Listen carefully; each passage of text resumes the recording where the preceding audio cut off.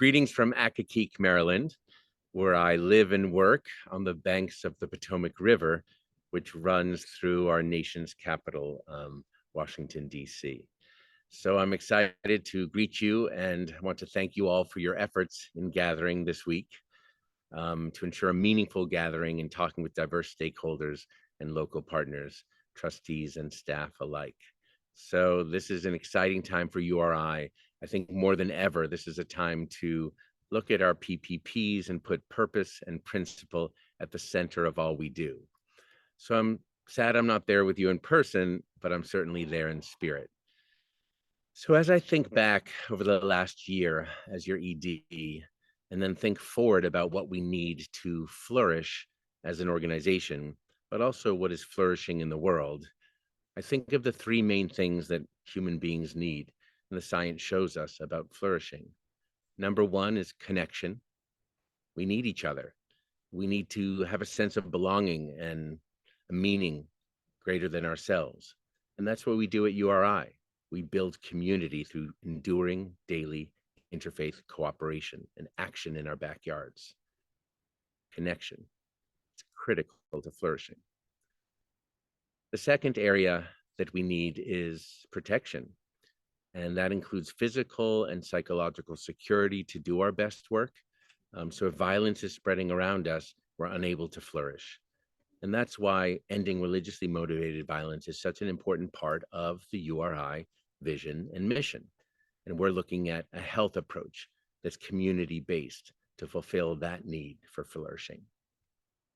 And third is stimulation or co-creation. We need creativity, we need fun, we need drumming circles and singing circles and creating cultures of peace, justice, and healing all around the world and inside ourselves. So celebration in alignment with nature is a wonderful thing that helps us to flourish. So as we plan for the coming year, 2024, there are three main questions that I'm asking of staff, myself, trustees, every one of our stakeholders to consider. Number one, how can we best grow? Yes, larger, but also in quality and in health.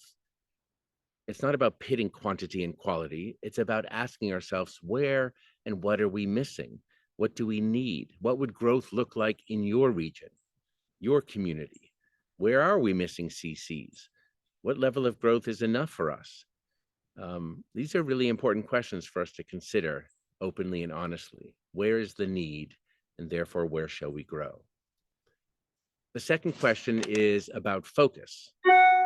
Given the spread of violence and hate speech and division around the world, we clearly need to sort of up the game in addressing the spread of religion-related violence, or what we call religiously motivated violence. It's the fastest spreading type of pandemic, and it's man-made. We hurt each other, we harm each other. How do we interrupt that?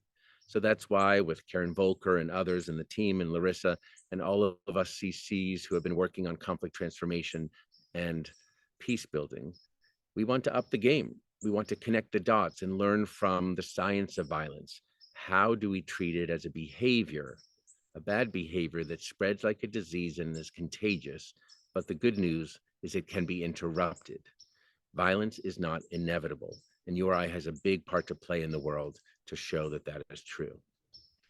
And lastly, the question is, how will we measure our impact? In hiring Ruben, as you know, as our Director of Learning and Impact Strategies, and working with Porticus and Maria and all the CCs, we have a baseline that's starting to show all of the good work around the world in each of the regions. What are we learning from that? How do we, as our principles call for, learn and adapt to growth? And how do we measure what success will look like in the coming years? How can we build community resilience and measure it? How can we reduce violence and measure it? How can we increase our work to protect the planet in terms of biodiversity and not settling for monoculture? We want to celebrate polyculture and nature and embrace it with our Indigenous colleagues, allies, and CCs. So in sum, the world does need URI to be healthy and growing more than ever. And so I trust your deliberations and gathering and look forward to learning more of what you find and how you apply it to your country, your neighborhood, and to your lives. So thank you and best wishes to all of you this week. I look forward to being in touch.